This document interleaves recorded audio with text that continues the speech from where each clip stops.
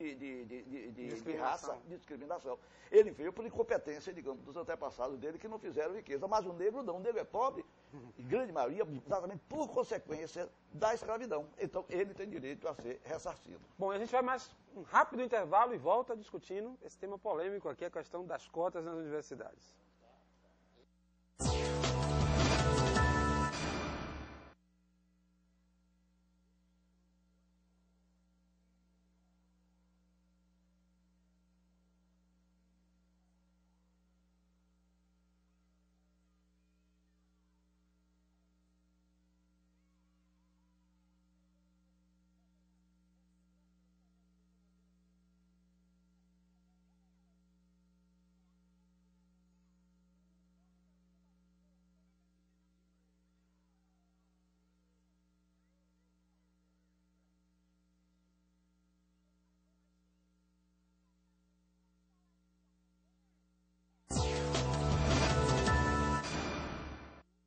Estamos de volta com a última rodada do nosso TVE Debate desta noite, que está discutindo a questão das cotas nas universidades públicas. Bom, e agora nós vamos dirigir uma pergunta ao advogado Sérgio São Bernardo com relação à percepção da questão do racismo.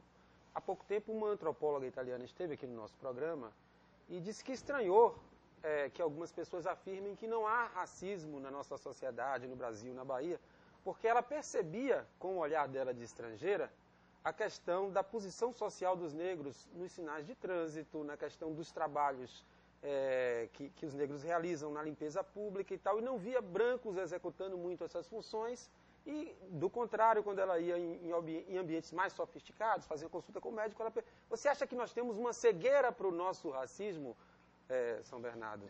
Por conta dessa convivência permanente aqui, a gente já perdeu essa sensibilidade? Isso, uma invisibilidade da desigualdade no Brasil. Uma forma de contar a história do Brasil sem levar em consideração a escravidão, sem levar em consideração a colonização. Quer dizer, o estrangeiro chega e percebe. Em consideração, e o estrangeiro percebe, porque existe, na própria história das relações sociais, a gente tem insistido nisso, o movimento negro tem insistido nisso, Robson, em dizer o seguinte, como é que você é visto? Né? Existe um negócio que, agora que a Organização Internacional do Trabalho está usando, que é o conceito de discriminação indireta, quer dizer, você não consegue descobrir o racismo pela causa, você descobre o racismo pelos efeitos. O policial, quando ele vai fazer o seu trabalho, não existe isso no Código Penal, mas ele sabe quem é o potencial suspeito. Quando você passa no banco para passar naquela roleta, por que é que apenas o segurança para aquele, mas não para o outro? Quer dizer, essa coisa do suspeito que está introjetado na cabeça das pessoas, ela faz com que o racismo seja essa arma poderosa. Mas só que no carnaval, todo mundo está brincando na rua, mas ainda a gente já percebeu que até mesmo o carnaval da Bahia já está segregado, né? A gente sabe muito bem onde é que fica os camarotes com os brancos ricos e onde é que fica a boa parte da negrada no carnaval da Bahia. Mas eu diria sim que existe uma segregação racial com um modelo que não é o modelo da África do Sul, não é o modelo americano. Nós também não fazemos política de ações afirmativas instituindo o modelo americano, que é uma outra falácia que é dita por aqueles que são contrários às cotas. As ações afirmativas, por exemplo, já existia desde a década de 40 na Índia e antes dos Estados Unidos, por exemplo. Mas aqui no Brasil, eu diria, Robson, que sim, existe um racismo deslavado, que é um racismo das pessoas que dizem assim, olha, eu não tenho nada contra os negros podem ocupar o poder, mas ele não toma nenhuma atitude para dizer que parte da ascensão dos negros significa os privilégios que essa pessoa possui. Então, eu diria, por exemplo, deputado Heraldo Rocha, que a Assembleia Legislativa poderia ter um programa de ações afirmativas para possibilitar acesso de negros ao espaço de poder. E isso é uma iniciativa do deputado.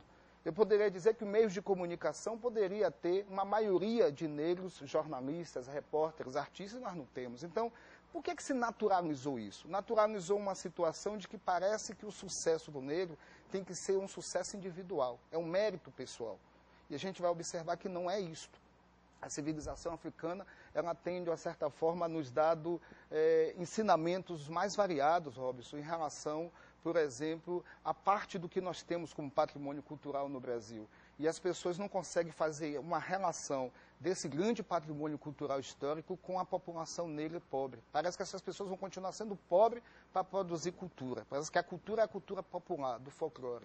Quando, na verdade, o que nós sabemos hoje é que a população negra, ela quer ser empreendedora, ela quer ser empresária, ela quer ser médica, ela quer ser dona também de banco.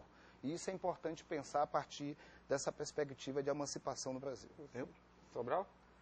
Eu gostaria de demonstrar, não apenas esse aspecto que você falou cultural, mas eu acho que a segregação maior a gente descobre nos números. Os números é que demonstram. Então eu trouxe aqui uns dados interessantes.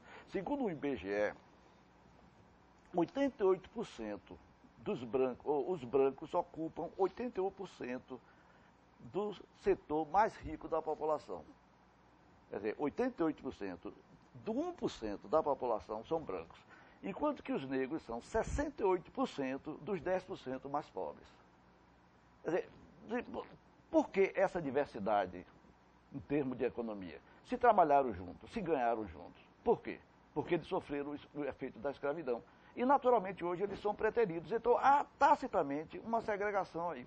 Porque não se deu permissão a ele usufruir dos bens que foram produzidos. Você tem aqui também, os trabalhadores brancos ganham 90,7% a mais do que os trabalhadores negros no global da produção nacional, em termos de salário. Por que esse tipo de diferença? Então, a grande diferença, aparentemente, não tem. Quer dizer, nós convivemos bem, nós frequentamos o mesmo clube, frequentamos o mesmo bloco, bebemos nos mesmos bares. Agora, na hora de dividir os bens produzidos pelo país, que é uma obra conjunta, não é uma obra individual de branco nem de preto, uma grande parte ficou com os brancos e a menor parte ficou com os negros. Posso responder, Sobral? Eu acho que, em primeiro lugar, me causa indignação, e eu sou contra qualquer radicalismo, de um lado ou de outro. Isso foi sempre a minha formação. E com isso eu não fico em cima do muro, eu tomo minha posição. O que falta, Sobral, é uma política de incentivo, de promoção. O que ocorreu com o nosso país, isso não é de agora, isso já vem caminhando, isso é secular, é que, na verdade, nós não temos políticas públicas na área social. Pois é, ninguém se lembrou de fazer. Nós não temos.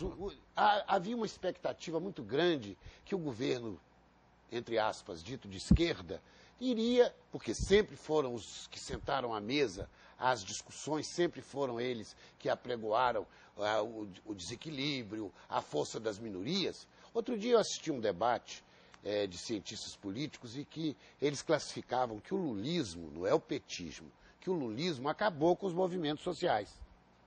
Hoje a CUT e a CGT sentam no mesmo banco. Não existe. Criaram uma secretaria, como na Bahia tem. Qual é a política pública executada pela Secretaria de Igualdade Racial? Tivemos um deputado federal que não aguentou, foi embora. O deputado Luiz Alberto pediu demissão, porque ele viu que aquilo era apenas uma fantasia, um processo de ficção.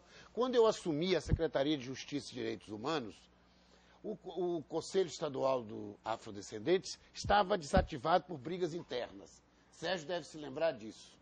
Depois eu quis implantar, eu digo, gente, nós precisamos ter um local para discutir as políticas públicas que venham trazer, discutir a política do incentivo à promoção do afrodescendente. E, na verdade, o que tem sido feito? Criamos, inclusive, uma sede própria. Me lembro que, na época, há uma briga interna entre esses grupos étnicos, dizendo assim, entre eles próprios. Mas aí, deputado, briga existe em todo lugar. Sim, mas eu estou dizendo, você concorda tem um negócio de um preconceito que negro briga? Não, não é negro, não. Todo mundo briga, nós brigamos, não estou dizendo. Eu não. Veja bem, Sérgio, veja bem. Veja bem, eu não quero. Não consegue ascensão porque brigam. Eu não quero, veja só. Nossa discussão, inclusive, eu perguntava no intervalo, estava sendo boa. Eu não quero estigmatizar.